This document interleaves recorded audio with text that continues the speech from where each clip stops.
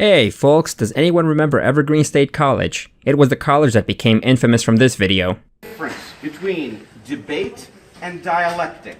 Debate, wait a second. No, it is. Debate means you are trying to win. Dialectic means you are using disagreement to discover what is true. I am not interested in debate. I am interested only in dialectic, which does mean I listen to you and you listen to me. We don't care what terms you want to speak on. This is not about you. I'm talking about this is all about him. On terms of white privilege. The poor guy surrounded by that lynch mob was Bret Weinstein, now former professor at Evergreen State College. His crime was criticizing a day of absence, a day where the college's minority groups asked white students, faculty, and staff to be absent from the college. Bret Weinstein rightfully criticized this day of absence as being oppressive due to it discriminating people based on the color of their skin. This unleashed the leftist social justice warrior lynch mob on him, and with murder being illegal, they wanted to do the next best thing. They wanted his job. They wanted to take away his ability to earn a living and provide for his family. The leftists came out in droves and demanded Bret acknowledge his white male privilege and resign so the university could hire a new lesbian dance theory teacher. Ironically, Bret Weinstein is Jewish, making him a minority, a particularly historically oppressed minority.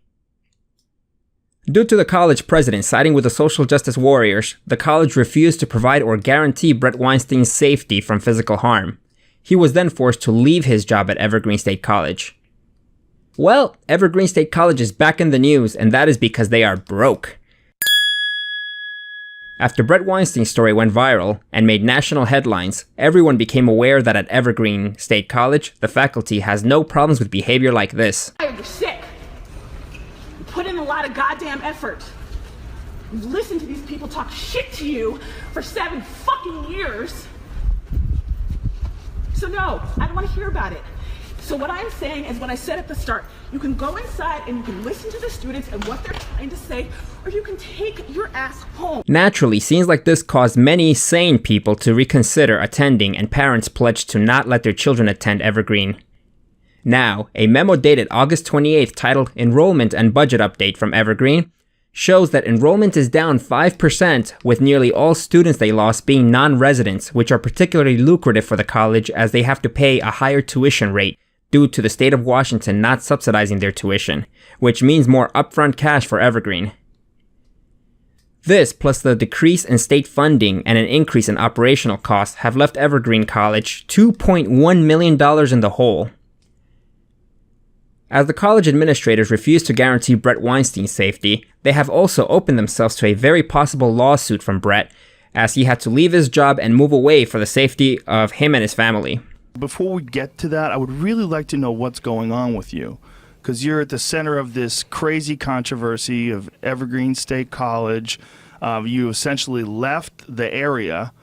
You're suing the college now. So Well, where do you stand now? We have not yet filed suit, and in fact, I can't talk about what took place inside the negotiation, but we had our first sit-down with the college yesterday, and this was an attempt to avert a suit. But I will say, from where I sit, as hard as this is to believe, it appears that the college has learned nothing from this episode, and that it is doubling down on the same foolish sets of beliefs and assumptions that got it into trouble in the first place. So that is not a hopeful situation. This point is very well illustrated as earlier this summer, Evergreen posted a marketing and branding fellowship position. This position pays the Bernie-approved $15 an hour. The posting lists the job responsibilities as: work as assigned may include 1. Support for coordination of events and conversations associated with Evergreen stakeholders, students, parents, alumni, donors, staff, faculty, and community members, and more. 2. Support for emerging materials and data management. 3. Input associated with implementation of messaging architecture and newly created brand style guide. 4. Support for executing the refreshed brand's look and feel as prescribed by the contractor. 5. Support for identity development, media planning, advertising, and more. Hindsight being 2020, we can deduce that the administration was aware that all the negative press would affect their enrollment rates for the fall 2017 semester. What is somewhat confusing is point number 5, and support for identity development, media planning, advertising, and more. So, does the college plan on doubling down on its social justice dogma? Are they planning to cater specifically to leftist progressive ideals? Are they hoping to attract people that will adhere to the social political ideas of progressivism? But wasn't that social justice rhetoric what caused them to have lower enrollment rates and need for a marketing and public relations person to begin with? What are they thinking?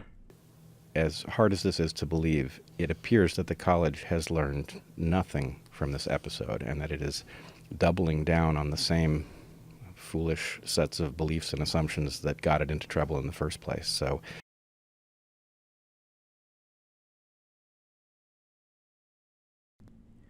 the story of Evergreen is part of a trend where leftist progressives have taken over our colleges and universities.